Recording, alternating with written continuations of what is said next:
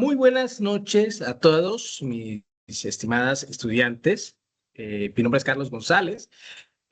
Soy su director y tutor al tiempo de este seminario de investigación. Les doy la más cordial bienvenida.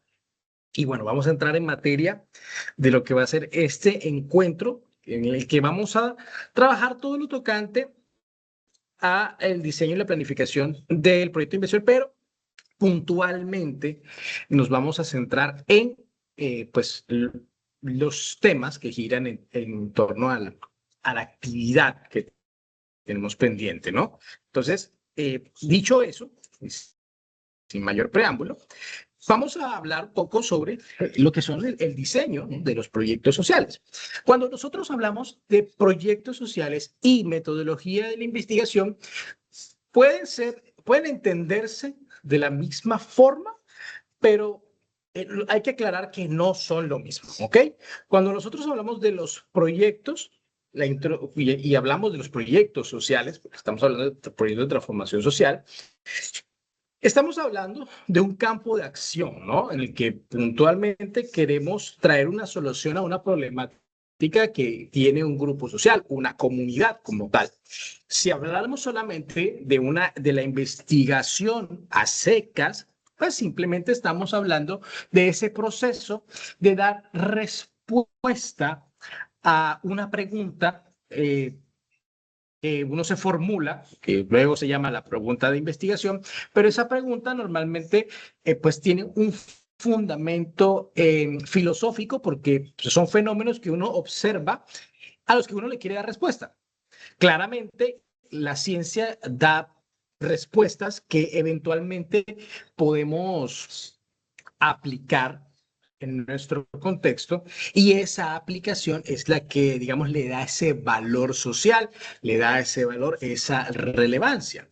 Entonces, dicho de esta manera, cuando nosotros vemos un seminario como estos, que es el seminario de investigación, buscamos dar respuestas a fenómenos, problemáticas, desde una perspectiva científica académica, pero que pueda tener eventualmente una aplicación social. Ese es, digamos, el propósito. Ahora bien, recordemos cuáles son los entregables de nuestro trabajo. A ver, si estamos pendientes, si hemos estado ahí atentos a la guía. ¿Sabemos en qué consiste nuestro primer entregable? Bueno, mentira, nuestro segundo entregable, porque es la tarea número 2. Un proyecto, pues la propuesta extendida de un proyecto de impacto social. Bueno, pero no está todo el proyecto. Recordemos, hay unos elementos iniciales, ¿no? Que es el árbol de problemas, ¿cierto? Sí, el mapa Los objetivos, el mapa de actores, exacto, la matriz de consistencia, que es como, digamos, el esqueleto, ¿no? La parte inicial. Y es muy importante tener esto porque eh, toda respuesta a una pregunta que uno se haga, pues debe tener un fundamento. Es decir, uno no se pregunta por qué el agua moja, ¿cierto? Porque eso ya está contestado. Aunque uno le pregunta a alguien, ¿alguien sabe aquí por qué el agua moja? Parece chistoso, pero pues cuando tú le das una respuesta, uy, ¿alguien está viendo películas por ahí? Por supuesto. Había Uy. otros. Alguien como que está en el cine se metió en la videoconferencia. Bueno, como venía diciendo, usted sabe por qué la vamos, o sea, no vamos a decir que hay, que cae, ¿no? Es una reacción. Creo que aquí alguien que trabaja, me pareció que alguien estaba hablando aquí que era de ingeniería química, o me equivoqué. Sí, yo soy ingeniera química. Sí, exacto. O sea, Clara, el agua moja no, pues eso es algo obvio, ¿cierto? Es natural, pero creo que hay una explicación mucho más consistente y física que lo da de la perspectiva de la química, ¿cierto? ¿O no? No sabe, no responde. Perdón, ¿me repite la pregunta? O sea, estamos en algo trivial, ¿no? ¿Por qué el agua moja? ¿Por qué un cuerpo de este estado sólido se humedece cuando le cae agua, un líquido? Según Google, por la capacidad de adhesión de las moléculas del agua. Ujú. Exacto. Fíjate Se que adhieren fácilmente. para poder, o sea, para poder dar una respuesta objetivamente, científicamente, a una pregunta que parece simple, ahí de entrada habría que conocer el concepto de moléculas, ¿cierto? Pues claro, la reacción, la molécula, capacidad de herencia, ¿eso qué es? Y entonces, para poder dar respuesta a ese tipo de cosas, pues uno debe tener un marco teórico, es decir, una serie de conceptos, unos conocimientos de base para poder dar esa respuesta. Si no la tienes, te toca investigarlas. Y eso que estamos hablando de algo muy trivial. El agua moja, así a secas. Ahora, si lo lleváramos a una problemática social, si lo lleváramos a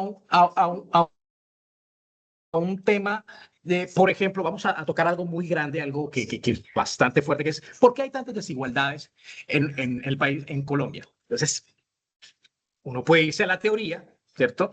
Y la teoría nos va a dar un montón de posibles explicaciones de por qué están las desigualdades, inequidad en la distribución de las riquezas, un sistema corrupto, las violencias, y vamos a encontrar una serie de causas posibles que nos da la teoría que de la gente, lo que la gente ha escrito y lo que la gente ha hablado, pero si quisiéramos entrar, eh, por ejemplo, a determinar por qué, cuáles son las causas de esa pobreza específicamente en nuestro territorio colombiano, pues nos tocaría hacer otro tipo de análisis, no solamente una revisión documental, sino hacer entrevistas, procesar algunos datos. Y todo ese ejercicio es lo que nos da la metodología de investigación, toda una estructura lógica de cómo dar respuestas a preguntas que nos hacemos. Y aquí es donde viene la primera reflexión de la conferencia de hoy. Para poder tener éxito en la investigación es importante hacer preguntas. A nosotros nos formaron en la escuela, nos formaron en la universidad para dar respuestas a preguntas, ¿cierto? Ustedes les tuvieron que haber hecho exámenes de las pruebas Saber, el ICFES, Saber Pro, y nos acostumbraron siempre a dar respuestas. Pero tú entras a algo como esto, como seminario de investigación, y resulta que es todo lo contrario. Aquí no es dar respuestas a preguntas que te van a hacer, sino que tú te hagas preguntas y que tú encuentres respuestas a esas preguntas. Y cómo esas preguntas que tú te haces tienen un impacto a nivel general. Entonces, de ahí viene un ejercicio muy valioso, muy interesante, porque todas las preguntas son válidas, pero todas las preguntas, eh, no todas son relevantes en la investigación, claro está, porque resulta que hay preguntas que ya están contestadas. Gente que ya se ha preguntado lo mismo que tú, ha investigado y ha, pues, respondido a esos asuntos. ¿Esto por qué lo digo? Porque, bueno, yo me imagino que todos los acá presentes, como ya pasaron por un pregrado, a todos hemos visto metodología de la investigación antes. No creo estar diciendo algo diferente o algo totalmente novedoso. Resulta que a uno tradicionalmente le enseñan que para hacer investigación uno se hace un planteamiento de problema, uno se hace unas preguntas, luego entonces va a un marco teórico para empezar a buscar referentes y luego eh, propone una metodología y esa metodología se ejecuta para dar unos resultados. Bueno, dependiendo de esos resultados, uno contrasta, hace sus análisis y llega a unas conclusiones, que es la respuesta positiva o negativa a esa pregunta problema. El punto es que cuando uno ya empieza a trabajar en proyectos o uno ya está trabajando en firme en la investigación, resulta que el proceso no es tan así, no es tan lineal como uno cree. Muchas veces uno se hace preguntas porque ya tiene un marco teórico previo. Volvemos al ejemplo de el agua moja. O sea, para poder contestar a eso, yo necesito esos referentes si yo no sé nada. Pero si yo soy ingeniero químico, como compañera, o me interesan los temas de ciencia, voy a encontrar esa respuesta con marcos teóricos que ya tengo. Y sobre esos marcos teóricos uno se va haciendo preguntas. Entonces, muchas veces, para poder preguntarte sobre un fenómeno, tú tienes que conocer bien ese fenómeno para poder entrar al problema. Y eso lo que pasa es que muchas veces la gente arranca desde el marco teórico empezando por un tema que le apasiona, un tema que le encanta, un tema que a uno le fascina y a partir de ahí uno se hace preguntas. Les voy a poner un ejemplo. Mi pregrado de base es administración de empresas y pues la administración tiene varias aristas, ¿no? Tiene la gerencia como tal, tiene el marketing, la gestión del talento humano, tiene logística, tiene área financiera, eh, tiene muchas áreas. A muchas personas, en mi experiencia de profesor, me he dado cuenta que mucha gente que estudia administración le apasiona el tema de las habilidades gerenciales, es decir, el trato que tienen los gerentes.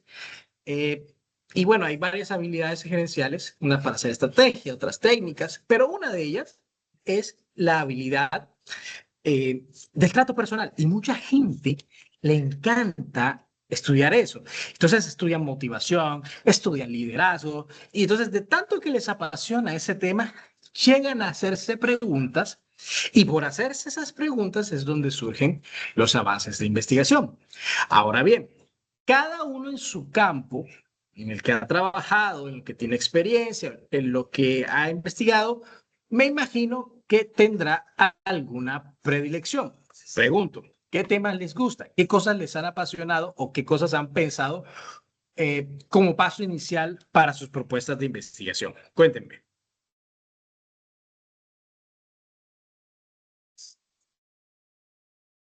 Bueno, por lo menos en mi caso, yo llevo tiempo trabajando en temas de sostenibilidad, como le dije. Me encargo de apalancar procesos de sostenibilidad y mi investigación está enfocada en eso. Digamos, yo trabajo en Bolívar, me toca, me ha tocado trabajar en unidades productivas, fomentando procesos sostenibles en unidades productivas en diferentes municipios, y hay un municipio en especial que ha venido atravesando un proceso de transformación social y es vital ese municipio en todo lo que tiene que ver con en regeneración y biodiversidad, como lo es María la Baja. Es un distrito de riego que se encuentra en la zona dique de acá de Bolívar. Es una zona rica, de hecho es una zona que presenta las mismas, casi que muy similares las características biodiversas de la zona del Chocó, y desafortunadamente pasó por una etapa difícil de tema de conflicto, etcétera. Y lo que básicamente estamos buscando, mi investigación se enfoca en cómo promover a través de los negocios sostenibles una vuelta sobre no solamente el desarrollo social, sino también la protección medioambiental. Entonces, esa sería mi idea. Muy interesante. Entonces, fíjate, con eso en mente, eso que estamos hablando y todo lo que acabas de transmitir, ¿cuáles crees tú que serían los temas o los tópicos que te tocaría revisar, leer o profundizar que le darían sustento o validez o fuerza, ¿cierto?, a ese proyecto? Mira que tú hablaste de sostenibilidad, de negocios sostenibles. Por ejemplo, un elemento fundamental es saber cómo los negocios sostenibles se están abriendo paso en los mercados nacionales e internacionales. Entonces, el hecho de entender que hay un mercado de negocios verdes y que es una tierra que tiene muchos, digamos, es una tierra apta para desarrollar negocios de esa categoría, hay una relación que podría considerarse muy viable hacia pensar que la promoción de ese tipo de negocios dentro de esta zona del departamento traería un impacto positivo, no solamente para el tema económico, sino también con miras de la protección de bosques secotropicales y biodiversidad. Entonces, ahí pues ya hay como todo un trabajo previo, que usted hablaba de marco teórico, hay un trabajo previo acerca del aumento de los negocios sostenibles en los mercados, la relación de la sostenibilidad con mejoras con, por ejemplo, el tema de la inclusión, que está también dentro del concepto de sostenibilidad, cómo la inclusión también promueve territorios de paz, etcétera, teniendo en cuenta que también hay un tema de conflicto armado en la zona. Entonces, todas esas bases pues me llevan a mí a pensar que el fortalecimiento de esas unidades puede llevar a una mejora no solamente de quienes son dueños de negocios, sino también de los los habitantes de la zona. Fíjate que es interesante lo que propones. No obstante, inclusive antes de ese desarrollo que tú estás colocando, yo te sugiero, por ejemplo, que empieces desde lo más simple, digamos, en cuanto a lo que es tu planteamiento a nivel general, y es que partas del concepto de la sostenibilidad. ¿De dónde viene la sostenibilidad? Inevitablemente, cuando hablamos de sostenibilidad, hay que hablar de la Agenda 2030, que antiguamente eran los objetivos del milenio, pero pasamos el año 2000, pasaron unos años y las metas de los objetivos estaban como embolatadas. Y entonces No nos han cumplido planteamos, y de hecho, lo replanteamos a 2030. Y ahorita en 2030 vuelven a hacer otro planteamiento, porque ya nos quedan 4 años nada más para eso y pues todavía hay mucho trabajo por recorrer. Lo que quiero decir es que cuando nosotros vamos a plantear la idea, y por eso decía yo que el marco teórico por lo general es donde realmente uno arranca. O sea, uno no arranca del planteamiento, uno arranca del marco teórico leyendo y leyendo y leyendo, precisamente para poder plantear el problema. Y tú estás haciendo un planteamiento muy interesante. Ahora, lo que yo te diría, mi sugerencia, es que antes de aterrizar ahí, arranques hablando de la generalidad, de la globalidad. El planteamiento del problema, por ejemplo, cuando uno lo va a redactar, es como un embudo, ¿no? Donde están todas las generalidades y uno va acotando, acotando, acotando y aterrizando puntualmente a la necesidad que uno tiene. Entonces, cuando tú empiezas a escribir, empiezas a hablar sobre el tema, pues yo lo que te sugiero, de todo lo que te he escuchado, es que antes de aterrizar ahí, al territorio, y empieces a aplicar puntualmente, hagas un preámbulo donde toques los conceptos de sostenibilidad, Agenda 2030, y los objetivos de desarrollo sostenible que quieres, a los que estás apuntando. Y eso le da todavía mucho más forma al proyecto.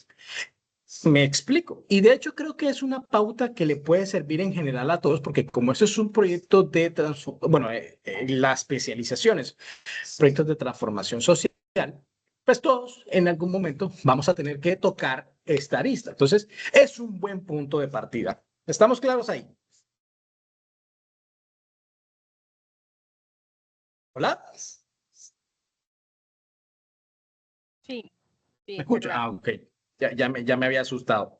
Bueno, entonces, cuando nosotros entramos a esos planteamientos, eh, es importante que, bueno, voy a señalar algo. ¿Alguien aquí ha trabajado con la MGA, Metodología General Ajustada, o marco lógico? ¿Los hemos trabajado antes? ¿O estamos familiarizados con esto? ¿Quién? Y yo. Silvana, tú estás familiarizada con eso. Bueno, listo. Miren, los demás no saben, no sé, no respondo, profesor. ¿De qué me está hablando el chino? Chicos, están ahí. Buenas noches, sí, no, hasta ahora no lo tengo muy presente. No está.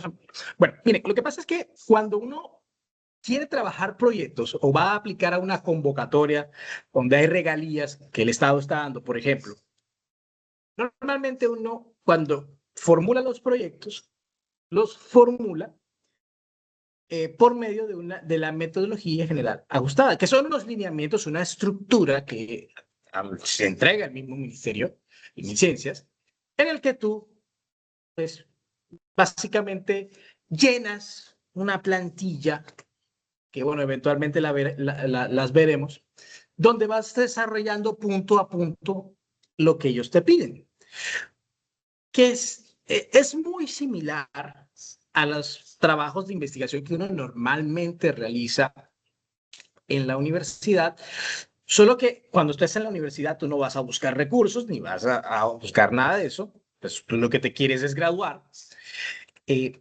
pero sí, digamos que es importante, por lo menos ya a un nivel de especialización, ir familiarizándonos con esos conceptos, porque cuando uno va a radicar proyectos, eh, tiene que vérselas con eso. El marco lógico es una metodología que se usa ya pues no solamente a nivel de ministerio, ya pues puede ser una ONG o si quieres trabajar con un organismo multilateral que financie proyectos, pues una de las formas para poder plantear los problemas, los objetivos, que justificar, va a ser todas estas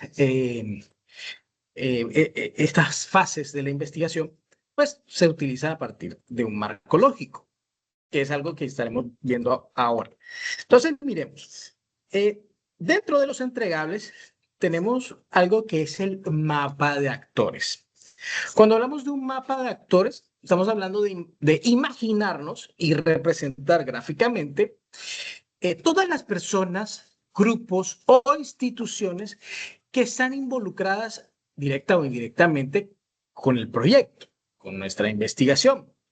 Y eso, pues, lo hacemos básicamente como para anticiparnos a las posibles situaciones que puedan entorpecer nuestro proyecto, nuestra investigación. Y entonces ahí determinamos quiénes son esos dos actores claves y ahí podemos ver comunidades, gobiernos, ONG, organismos multilaterales, grupos de interés, que son los stakeholders a nivel general, y analizamos su poder e influencia, ¿no? El interés que ellos tengan en nuestro proyecto y qué tanto pueden influir, si positiva o negativamente. Cuando tú tienes un proyecto, ya que la compañera habló ahora y estaba exponiendo su idea de investigación, pues tú tienes clara cuáles son todos los actores, me imagino. Porque hablaste de las comunidades, hablaste del gobierno, todos esos actores hacen parte de tu proyecto y es algo que tú tienes que prever. Porque resulta que en investigación el problema de proponer cosas es que uno eventualmente tiene que ejecutarlas. Entonces, si tú planteas hacer una mejora en una población, digamos, hacer una intervención, pues los resultados tienen que dar fe de esa intervención. Y si tú no puedes ejecutar esa intervención, pues no tienes nada, ¿cierto? Si tú te preguntas, por ejemplo, quiero identificar las causas o los factores que inciden en X, Y comportamientos, y puede sonar muy bien, puede estar muy bien fundamentado, pero si eventualmente no puedes levantar la información porque no estás en esa comunidad o porque no es fácil acceder a los datos o porque la gente no te quiere prestar atención, vas a quedar aquí a mitad de camino y vas a tener la metodología y todo el anteproyecto realizado, pero a la hora de la ejecución no vas a poder. Y cuando tú pues, vas a calificar y vas a ver el resultante, vas a quedar varado.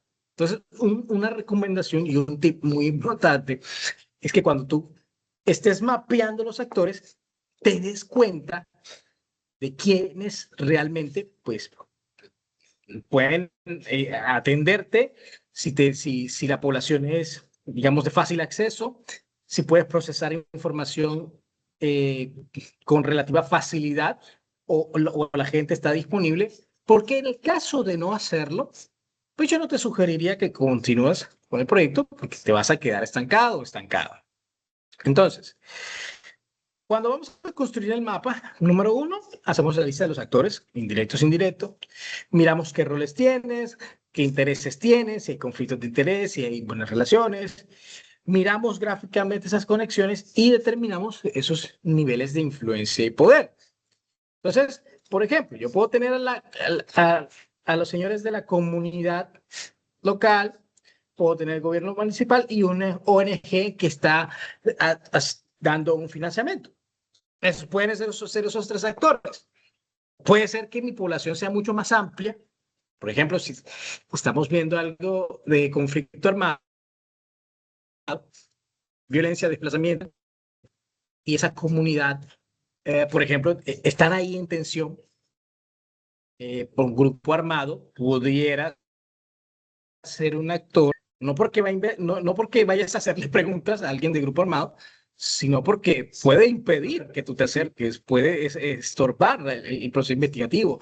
Entonces, puede estar ahí relacionado y eso puede ser un nivel de riesgo. De hecho, en los proyectos eh, está el nivel de riesgo que tienes que manejarlo y qué posibles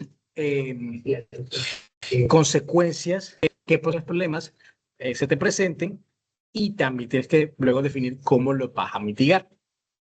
Entonces, eso en cuanto a lo que es el mapa de actores. Otra cosa que nos pide el trabajo que tenemos que realizar es el árbol de problemas. Entonces, como lo veníamos diciendo, el árbol de problemas es, digamos, una herramienta gráfica que permite analizar el problema y digamos que la estructura, por eso se le dice árbol, viene de unas causas que son unas raíces, un problema central que representa el tronco y unos efectos que se representan las ramas de ese árbol. Se hace en ese sentido para que uno pueda hacer una buena caracterización del problema y resulta que esas caracterizaciones del problema se hacen porque un problema bien planteado pues ya da muchas luces sobre cómo va a ser la investigación.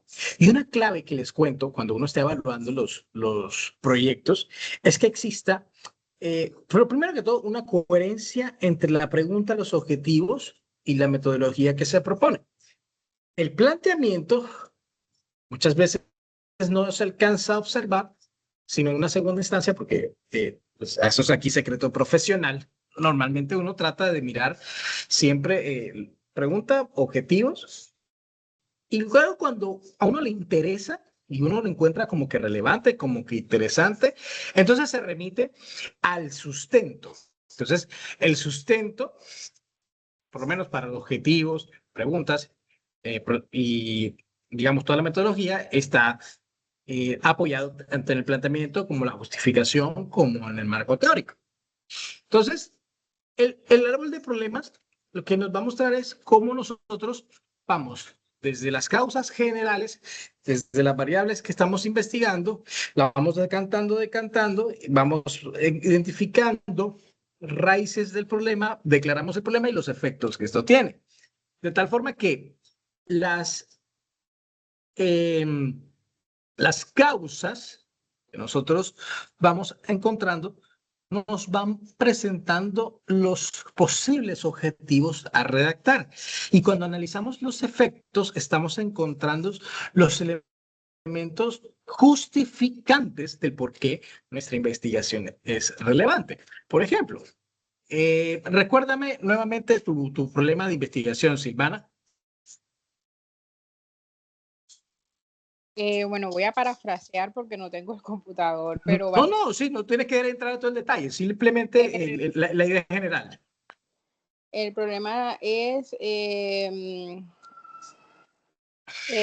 cómo la falta de fortalecimiento de los negocios verdes en la zona de María la Baja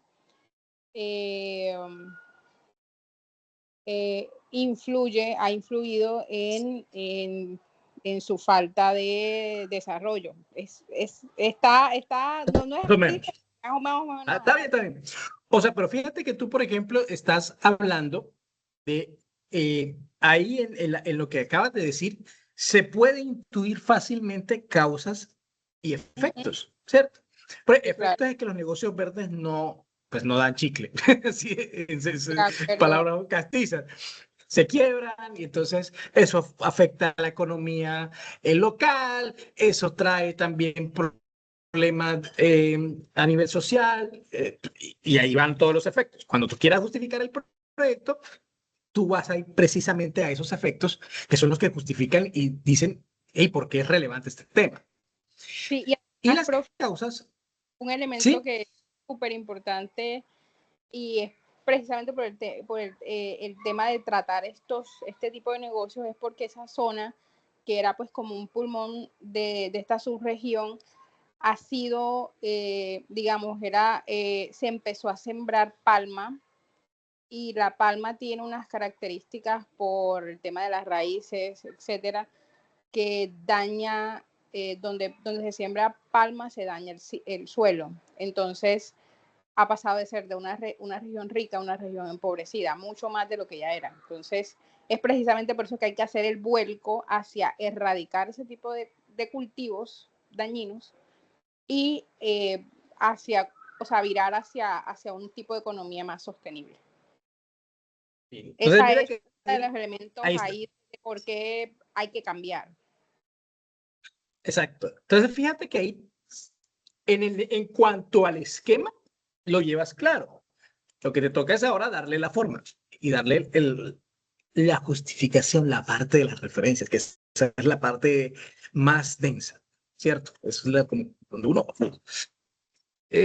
sí, yo sí les cuento un poco en lo que es la experiencia investigativa, lo más denso y lo más complejo a la hora de crear los proyectos es tener marcos teóricos robustos, porque se pierde mucho tiempo en lo que es la revisión de la literatura. Hoy en día, con la inteligencia artificial, los buscadores y en esencia las IAs que se dedican a la investigación, pues facilitan un poco más ese tema. No obstante, eh, no deja de ser un reto todo el tema de la revisión bibliográfica, porque el resto de uno cuando ya está acostumbrado a formular y a pensar los proyectos, uno pues ya desarrolla cierta, vamos a decirlo así, cierta dinámica.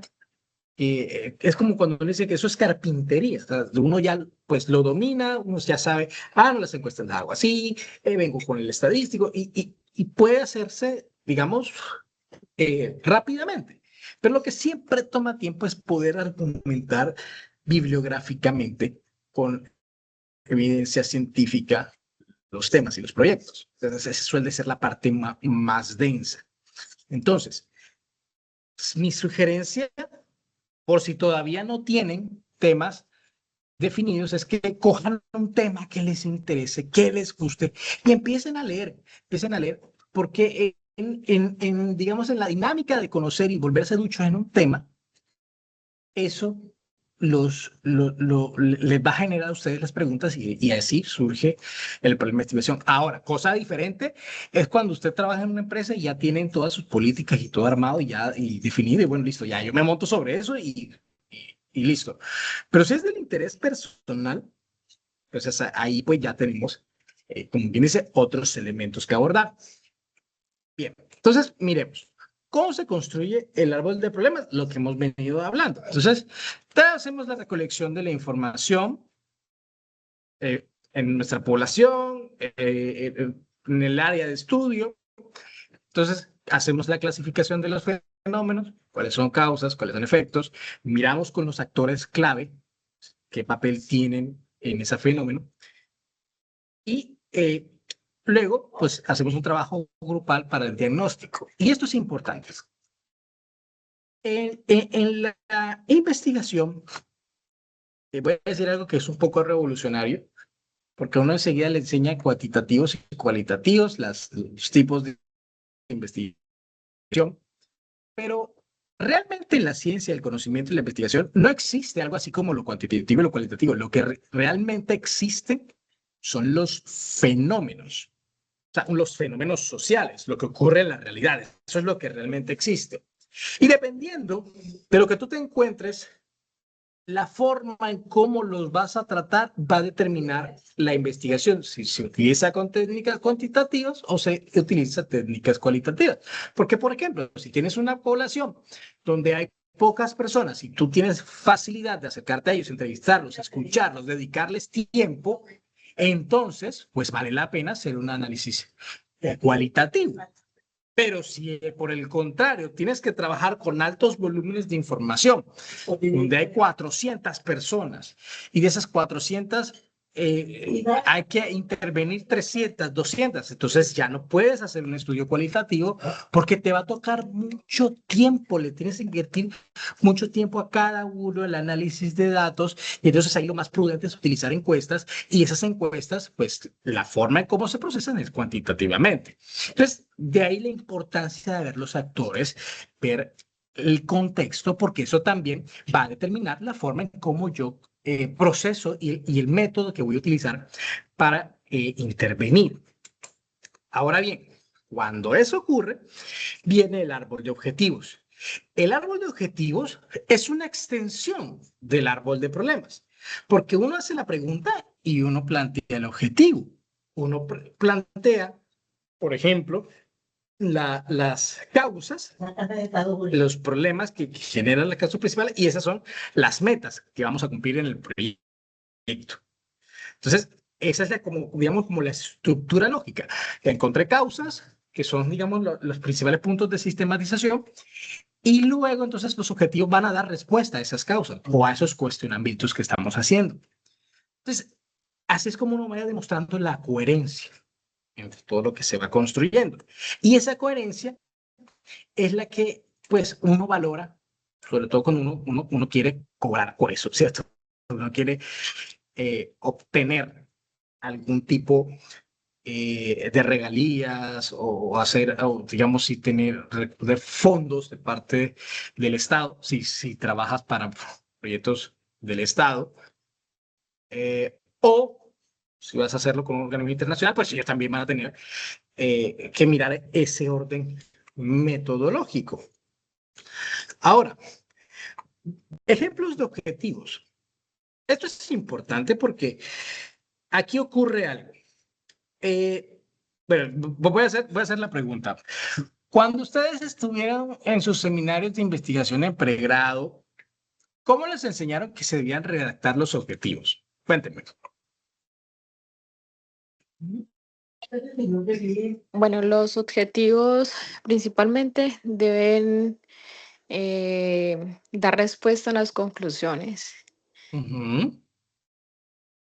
Bueno, al revés, las conclusiones dan Y respuesta a los objetivos, bueno, sí, porque la perdón. conclusión es Y lo último. también ese objetivo debe ser en base, sí, perdón, debe ser en base a la pregunta problemática que se tiene, Ujú. que responda a esa pregunta problemática. Bueno, miren, aquí hay un tema y es el siguiente. Cuando uno... Sí, Profe, Diana, ¿me vas a decir algo? profe, lo que pasa es que, bueno, en mi pregrado yo estuve en el semillero de investigación. Ujú. Nosotros y pues, la profesora del semillero nos decía que, bueno, que los objetivos siempre tenían que estar enfocados en tercera persona, Ajá. ¿sí? Que siempre nos enfocáramos en el esquema de Bloom, creo que es que se llama. Ok, no, Bloom, la taxonomía. Ajá, la taxonomía de Bloom. Y que siempre ese objetivo siempre tenía que tener las preguntas el qué, el cómo, el cuándo, el para qué, el de quién y el dónde.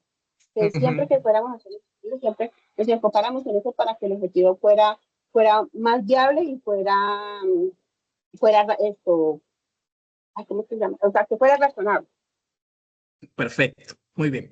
Y no sé si a ustedes les enseñaron que los objetivos tenían como que una estructura y era el verbo en infinitivo más la variable de investigación más un contexto más una finalidad. Eso es casi siempre lo que le colocan a uno. O sea, por ejemplo, eh, el que estaba hablando ahorita Silvana, entonces, por ejemplo, yo quiero mejorar, verbo, la calidad de los procesos de gestión, por poner un ejemplo, esa es la variable, los procesos de gestión de los negocios de la comunidad, contexto, para, no sé, puede ser para asegurar la sostenibilidad, para dar cumplimiento a los objetivos del desarrollo sostenible, en fin. O sea, esa era como una estructura eh, gramatical, por decirlo así. No, bueno, no gramatical, no, sino la estructura que, digamos, por componentes que uno le da al objetivo. Entonces uno le coloca el objetivo, la variable, la, el contexto y una finalidad. Pero resulta que cuando uno está hablando de proyectos en transformación social, y bueno, ni siquiera hablemos de transformación social, proyectos. Resulta que el proyecto, además de dar respuesta a un tema de investigación, incluye otros elementos. Incluye unos elementos que, mejor dicho, de dar resultados. Y entonces, cuando tú ves, por ejemplo, una MGA, que es la metodología general ajustada, muchas veces te van a involucrar la estructura SMART, que es específico, medible, realizable, relevante y temporal. Lo estoy diciendo en español. Entonces, es el objetivo. Un objetivo SMART no necesariamente acompaña esa estructura del objetivo, la variable, el contexto, no, no, porque te dice algo específico, un resultado que sea medible, que puedas contarlo, que puedas cuantificarlo, medirlo de alguna manera, que sea posible de realizar y que tenga algún tipo de temporalidad. Entonces, claro, en proyectos la cosa cambia un poco, porque resulta que en la investigación básica, donde uno está arrancando apenas, el objetivo tiene que ver con temas del conocimiento. Pero en los proyectos no solamente hay conocimiento, hay un tema de ejecución, de gestión, de procesamiento. Entonces, por eso hablamos de niveles de madurez. En mi ciencia se habla de los niveles de madurez de los proyectos, donde está desde lo básico hasta los proyectos de innovación y desarrollo. Y ahí hay 9 niveles, donde arrancamos desde dar una respuesta a una pregunta de conocimiento académico hasta un prototipo o algo que se plaza al mercado. Entonces, digamos, en esos 9 TRLs, que hablaremos en otra ocasión de eso, nos vamos a encontrar un poco una variante de cómo hacer los objetivos. Ojo, no quiero decir que lo que hayan aprendido antes está mal. Solamente estoy diciendo que cuando evolucionamos a proyectos, pues la cosa suele no quedarse ahí con esa estructura que a uno le enseñan. Porque ahorita que mencionabas el tema de la taxonomía de Bloom es un académico en pedagogía que habla sobre los niveles de complejidad de los procesos cognitivos del ser humano. Entonces, desde lo más básico, como es el recordar, identificar, memorizar, cosas así, hasta la evaluación, que es o la proposición de algo, pues son, digamos, procesos cognitivos más complejos. No es lo mismo recordar algo que evaluar algo o analizar algo, interpretar algo. Llevan niveles de complejidad diferentes. Pero repito, los proyectos tienen otras características. Entonces, eso que les estoy mostrando acá, por ejemplo, donde dice el objetivo general que es mejorar la calidad de vida de la comunidad mediante el acceso equitativo a servicios básicos y oportunidades de desarrollo sostenible, está respondiendo a cosas, ¿sí o no? ¿Sí o no? Mejor, Sí, sí, sí, pero sí, pero fíjate que no, el no, tema de mejorar, o sea, pues, o sea, sí, pero por ejemplo, el tema de lo que usted decía ahorita, la posibilidad de medir y la posibilidad de que sea alcanzable. O sea, el acceso a los servicios mejora la calidad de vida, pero ¿qué tanto la mejora? También es una pregunta que uno podría hacerse, ¿no? correcto. Entonces, fíjate que para yo poder dar respuesta a eso, Entonces tengo mis objetivos específicos y aquí empiezo a meterme con temas más, más smart y no tanto Bloom. Por ejemplo, incrementar en 80% el acceso al agua potable en zonas rurales, transformando la causa raíz de escasez en solución concreta. Eso apunta a mejorar la calidad de vida. Pero ojo, no lo está haciendo en la lógica de la taxonomía de Bloom, que es muy común verla porque Bloom no está pensando en proyectos. Bloom está pensando en procesos cognitivos. Me explico. Entonces, ese es el primer paso para entender que no siempre la investigación inicial o la investigación básica con la que uno arranca es necesariamente la misma con la que redacta proyectos. Es donde mucha gente se estrella. Pues no digo que esté mal, pero cuando estamos ya en el plano de lo laboral, normalmente uno tiene que asomarse a este tipo de cosas, porque al gobierno, y hablo mucho del gobierno porque normalmente las empresas buscan proyectos de regalía para financiarse con este tipo de investigaciones. Entonces, pues, por eso toca hacer esa mención.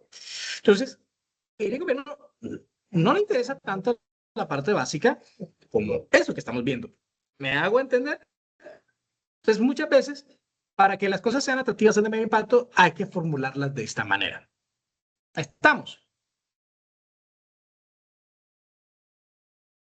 ¿Estamos? Sí. Bueno, voy a asumir por el silencio que sí estamos. Entonces, luego viene la matriz de consistencia, y la matriz de consistencia lo que va a hacer es ese cruce entre eh, todo lo que hemos estado mencionando, ¿no? Las causas, las raíces, los efectos, lo cruzamos entonces con los objetivos, ¿cierto? Que estamos planeando, los indicadores que vamos a utilizar, las estrategias que vamos a aplicar y mirar un poco también el tema de los sectores que se involucran. Eso es una herramienta que básicamente la usamos para ahorrarnos todo el trabajo de leer todo el proyecto. Y uno se ríe, pero es así. O sea, cuando uno saca proyectos así de rapidez, como son de tantos volúmenes, este tipo de matrices y este tipo de herramientas nos ayuda a entrar directamente al resumen de qué es lo que la persona se está planteando. Y esto pasa a nivel de todos lados. O sea, cuando uno entra como evaluador, y se los digo yo que soy evaluador de propuestas de investigación, evalúo capítulos, evalúo artículos, evalúo, bueno, sí, en términos generales, proyectos, uno lo primero que evalúa es a esta matriz. Y luego entonces se empieza a corroborar el resto de cosas. Entonces es muy importante dedicarles el tiempo a eso, porque es más, voy a hacer inclusive esta más radical. Yo prefiero que uno tenga primero bien hecha esta matriz antes de que empiece a escribir, porque la matriz, ese es como el esquema, ese esqueleto.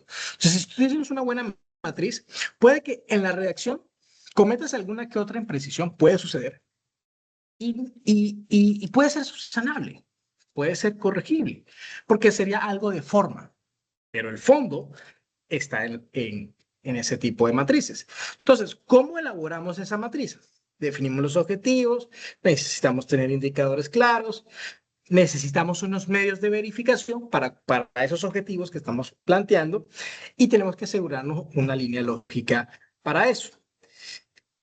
¿Qué uno sugiere en esos casos? Entonces, utilizar el árbol de problemas, mirar la matriz de los stakeholders, por eso la importancia de todo esto que estamos pidiendo, y mirar cómo eso funciona en ciclo. Para hacer todo eso, yo me di la tarea de crearles un instrumento con el que vamos a practicar. Entonces, miren, prestemos mucha atención a esto de aquí. Ustedes están viendo mi pantalla, ¿cierto? Sí, Sí, están viendo las manitas ahí en la tablet, ¿cierto? sí, Bueno, señor. le voy a dar clic aquí en este. Se salió, ya están en Gemini y pueden ver ahí donde dice árbol de problemas. Sí, ahí dice. Listo. Miren, este es un simulador en el que nosotros podemos crear el árbol, los objetivos, un análisis de actores y una matriz. ¿Qué vamos a hacer? Vamos a hacer el ejercicio de simular el proyecto que vamos a trabajar. Entonces, tenemos las consecuencias directas y las causas estructurales. Si yo quiero añadir una causa, la pongo acá, y si quiero añadir un efecto, lo pongo acá. Le añado la causa, quito la causa. Entonces, la herramienta siempre te va a poner como que un problema por defecto. Tú lo puedes modificar, pero para términos del ejemplo, aquí dice, bueno, un elevado índice de inseguridad alimentaria en familias rurales de bajos recursos. Ese es el problema central. Las causas de este elevado índice de inseguridad alimentaria son baja productividad agrícola, un acceso limitado a mercados de distribución y una falta de programas de educación nutricional. Estas causas estructurales dan este problema y como consecuencia tenemos el aumento de enfermedades crónicas, un bajo rendimiento escolar infantil y una migración forzada hacia zonas urbanas. Claro, la gente tiene que irse porque no encuentra calidad de vida. Entonces, con este planteamiento que uno lo puede modificar, que sería como la parte inicial, uno le hace clic aquí en objetivos y yo acá les coloco un botón que dice optimizar con IA. Estos ya están puestos en el ejemplo, pero mírate que el problema general te lo pone con mucho detalle, muy al estilo SMART. SMART porque tiene un indicador cuantitativo que puede ser medido, tiene una temporalidad, 24 meses. Entonces, pues repito, tiene esa estructura SMART. Los objetivos específicos y los medios, que son las estrategias, no están tan SMART. Entonces lo que hago es darle clic aquí en optimizar con IA. Entonces ahí él va a hacer una revisión y entonces va a hacer ese replanteamiento. Entonces aquí también, bueno, mantuvo acá el objetivo general y aquí ya me hace unas propuestas un poco más extensas. Sin embargo, como es una IA, y es una IA simulada que estoy haciendo acá, pues no es absoluta. O sea, hay que hacerle algunos ajustes. Por ejemplo, los verbos, como lo vemos acá, no están del todo bien ajustados, pero tienes que, vamos a estirarlo aquí un poquito, estiramos esto por acá. Él te va dando ideas sobre cómo hacerlo. Entonces, disminución de la incidencia de enfermedades crónicas, incremento del rendimiento académico, fomento del arraigo. Entonces, lo que puedes hacer es disminuir, incrementar, fomentar e ir ajustando un poco. Pero lo importante de la herramienta es que te va dando propuestas para que tú lo vayas armando tu propuesta. Luego te vas a los actores.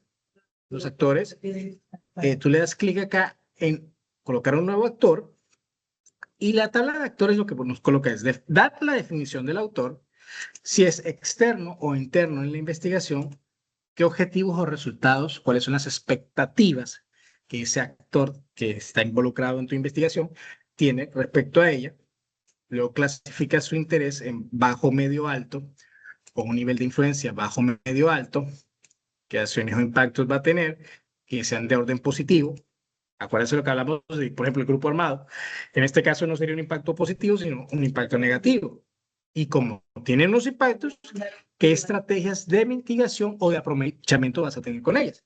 Para finalmente concluir qué vas a hacer con ese actor. Entonces, uno se da el trabajo de hacer todo eso, o simplemente puede trabajarlo con la inteligencia artificial, apoyarse en ella. Yo le doy clic ahí en la IA, y entonces él empieza a revisar lo que anteriormente hablamos y hace una propuesta inicial de esa matriz de stakeholders. Entonces se habla el Ministerio de Agricultura, las organizaciones y cooperativas de pequeños productores, te habla de las ONGs, te habla de empresas del sector agrícola, como autores, te habla de que si son internos o externos, te habla de los objetivos cada uno, y mira que a todas los terminó clasificando. Ojo, uno utiliza estos simuladores como para poderse dar ideas. No puede fiarse del todo de las ideas porque pues pueden cometer errores. Es normal, sobre todo porque quien tiene claro todo el proceso de investigación es el investigador. Entonces, por ejemplo, mira que acá en el caso puso todos los niveles bajo y alto, pero es mucho más fácil corregir algo, es más fácil que hacerlo desde cero. Sobre todo, por lo menos en estos casos que tenemos nosotros la investigación, que pues normalmente nuestros tiempos son cortos, la inteligencia artificial es muy práctico. Y luego, después de los actores, pasamos a la matriz. Entonces, mira que acá tengo la matriz donde está el propósito central, que viene siendo el objetivo general, los fines de los impactos, que serían los objetivos específicos, y los componentes operativos, que son las causas. Entonces, a todos estos tenemos los indicadores de cumplimiento, cómo vamos a verificar que eso está ok, y finalmente, cuáles van a ser las fuentes de verificación de que estos indicadores se estén cumpliendo. Entonces, claro, hay un trabajo que hacer, es decir, uno por uno, ir colocándolo, porque eso es lo que normalmente nos piden en la matriz. Pero yo pues puedo preguntarle a la inteligencia artificial para que me dé algunas ideas. Entonces, cuando le doy clic ahí en esas ideas, él empieza a cuantificar los impactos, empieza a hacerse algunas ideas. Y bueno, en este caso me hizo quedar mal porque no propuso nada. Vamos a darle otra vez. Hacer que lo empiece. Bueno, ya en esta segunda ocasión ya me colocó. Entonces, por ejemplo, en el propósito central nos colocó reducir un 25% el índice de inseguridad alimentaria en 500 familias rurales de bajos recursos mediante un modelo de intervención integral en un periodo de 24 meses. Algo muy, pero muy específico. Entonces, los indicadores de cumplimiento serían un porcentaje de reducción del índice de inseguridad alimentaria en escala EITSA en 500 familias, dando respuesta a esto. Ahora, la fuente de verificación sería con encuestas de seguridad alimentaria. Veamos, por ejemplo, otro por acá, un objetivo específico que aquí no sería disminución, sino disminuir la incidencia de enfermedades crónicas. Entonces aquí habla porcentaje de reducción de la tasa de prevalencia de desnutrición. Entonces, claro, él ya te dice, ok, lo podemos calcular con eso. Y la fuente de verificación serían registros de salud pública locales, historias clínicas de puestos de salud, que serían como la evidencia de que se hizo el trabajo. Entonces, si te fijas, la inteligencia artificial es un gran apoyo, pero como lo he dicho, es un apoyo. No reemplaza la intervención humana. Podemos catalogarla como un co-creador o un coformulador de los proyectos. Y hago mucho énfasis en el tema del proyecto, porque al final ustedes generan proyectos de transformación social. Entonces, nuestra investigación no deja de ser académica porque estamos en academia, pero sí hay que pensar, por lo menos en este programa en el que estamos, que la investigación tiene que ir muy orientada hacia lo aplicado. Entonces, ya hablaremos un poco de los niveles de maduración de los proyectos y cuál es el alcance que tiene cada uno de ellos. Pero antes de irnos para eso, sí, pues vamos bueno, a hacer la pregunta de si con esta herramienta estamos un poco ya más claros sobre lo que vamos a presentar en pocos días, porque ya ahorita se vence la tarea 1. ¿Estamos bien para eso?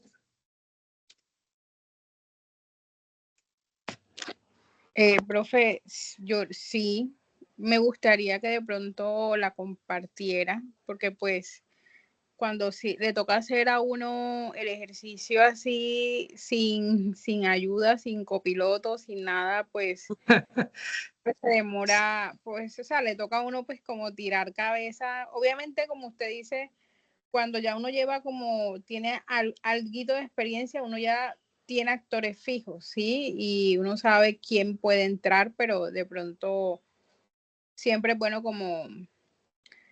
como tener herramientas que lo puedan, que puedan hacer un poco más fácil, sin que lo haga Correcto. todo, obviamente. Porque Sí, también claro, a la guía hay que alimentarla y hay que darle contexto, hay que darle buenos prompts. exacto. Entonces, miren, yo les comparto ese simulador porque él funciona. Si no le genera la primera, vuelven y siguen intentando. Eso es algo normal. Es una herramienta, la hice para el fines de la clase, pero como que viéramos el flujo, pero es funcional para lo que ustedes tienen, para generar ideas, es muy buena. Y con eso se puede, obviamente pueden bajarlo, copiar y pegar y pulirlo luego también con la IA. La idea es darle también algunos tips sobre investigación guiada con inteligencia artificial, como que no se sientan tan abrumados a la hora de investigar.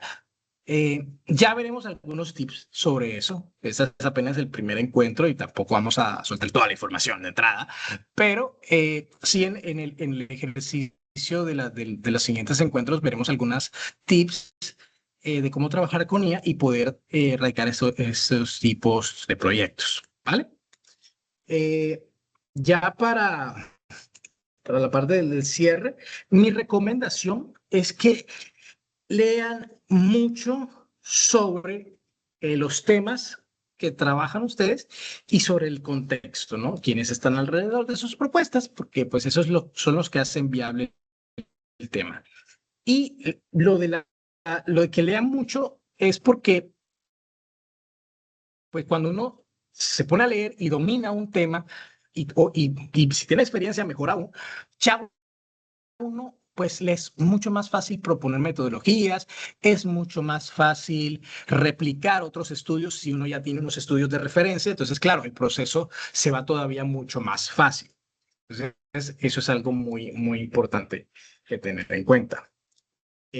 Ya de mi parte, esto sería todo lo que quería compartir en esta webconferencia. No sé si alguien tiene alguna pregunta, alguna duda o alguna inquietud, algo que quieran preguntar antes de. Profe, en el caso que usted va a darnos como pautas, sobre todo para trabajar la inteligencia como copiloto, no sé si de pronto eh, tendrá alguna, de pronto tips para crear un agente dentro de una IA que funcione como un gestor de proyectos. O sea, porque, digamos, no es, como le digo, también sería como una buena iniciativa. Eso lo podemos hacer en un CIPAS. Si te parece, Ajá. lo podemos construir. Yo les voy dando algunas directrices sobre cómo armarlo y darle también recomendaciones de inteligencias artificiales que funcionan para la investigación. Y eso, pues, les va a ayudar mucho, sobre todo cuando tengan que sistematizar información. Sobre Eso todo les va a ayudar bastante. por ejemplo, pues a mí me toca recoger pues mucha información a veces o sea, literal pasar del papel al computador y hacer tablas y demás, eso es demasiado cansón. Suele ser abrumador. Sí, Sí, la palabra no es esa, pero sí es, vamos a usar abrumador, entonces sí sería como chévere poder, no sé, como, o sea, uno no puede vivir ajeno a la realidad y están las herramientas y uno tiene que usarlas, sí, claro. usarlas. Entonces, por ejemplo, la creación de un agente de gestión de investigación o de formulador que le pueda ayudar a uno para la sistematización de datos y demás, y no sé, como cosas de Power BI también que funcionen, análisis de datos y esas cosas. Bueno, tengo que revisar porque no sé si nos alcanza todo el seminario para ver todo, pero sí, sí, o sea, vamos a trabajar herramientas de IA, eso sí, está claro. Dentro de lo que tenemos, está contemplado, bueno, crear el agente, tener IAs que nos sistematicen. Ya los lo iremos desarrollando, no te preocupes. Entonces, pero en lo tocante a la tarea, pues ya estábamos claros, todos tenemos contexto de lo que vamos a hacer.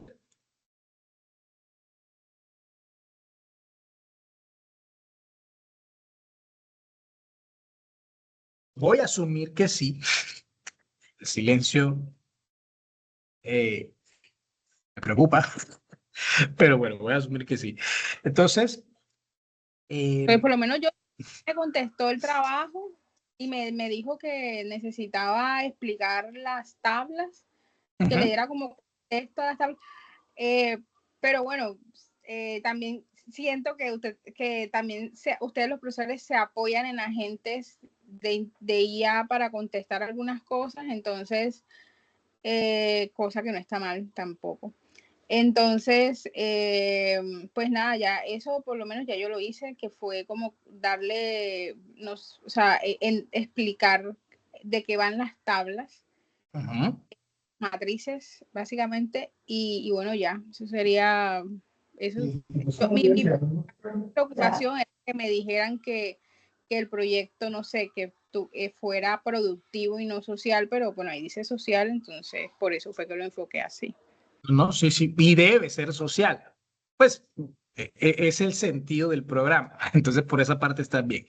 Y lo que hablas de los revisores, sí. O sea, tengan en cuenta que pues están en una universidad que pues promueve mucho el tema de la innovación y pues la inteligencia artificial no es ajena a ninguno. Entonces, la idea, chicos, es que en este seminario pues no piensen que esto es un tema, voy a hablar claro y pelado, o sea, a veces uno se asusta de utilizar la inteligencia artificial porque dice, no, el detector, no sé qué, o no, me van a cachar, no, o sea, la inteligencia artificial está aquí. Entonces,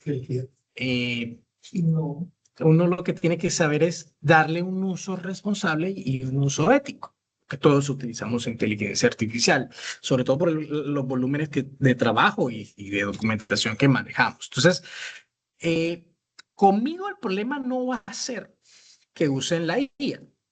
Eso, pues, sí se lo digo. Lo que sí de pronto me interesa es que no caigan en los excesos de la IA, porque pues la redacción de la IA suele notarse mucho. Entonces, por ejemplo, un estilo de redacción que la inteligencia artificial usa muchísimo y es el no es A, es B. Es decir, el fenómeno XY no es tal cosa, sino tal cosa. Esa estructura la usa un montón de veces en la redacción. Entonces, a veces no es ni siquiera necesario pasarla por un detector porque uno leyendo ya se da cuenta. Entonces, por ese lado, sí es como que cuando uno utilice la IA, ténganla como un copiloto, como un co-creador, como un corredactor, pero no que sea copiar y pegar porque van a tener esos inconvenientes. Entonces, sin embargo, yo sí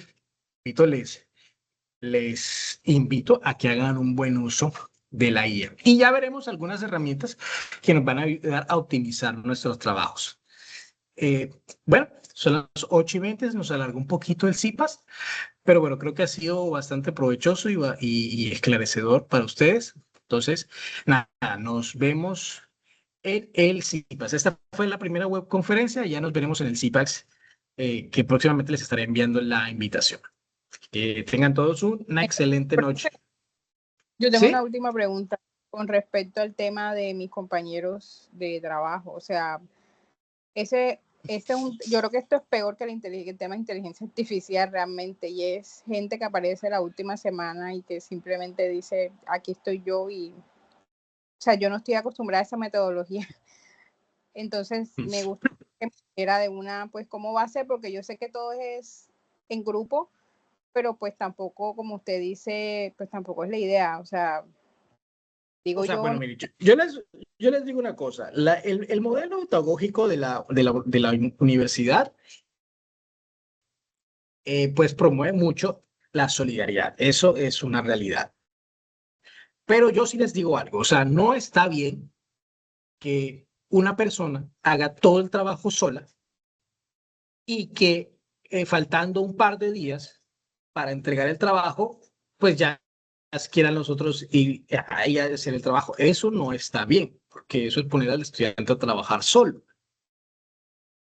Lo que yo te diría es que si tú estás dispuesta a aceptarlos el trabajo, ellos en la próxima entrega deben asumir el compromiso de ejecutar otra parte, porque tampoco podemos desconocer que eventualmente alguno de nosotros pueda tener algún tipo de inconveniente y eso es perfectamente entendible, pero entonces tiene que haber una reciprocidad.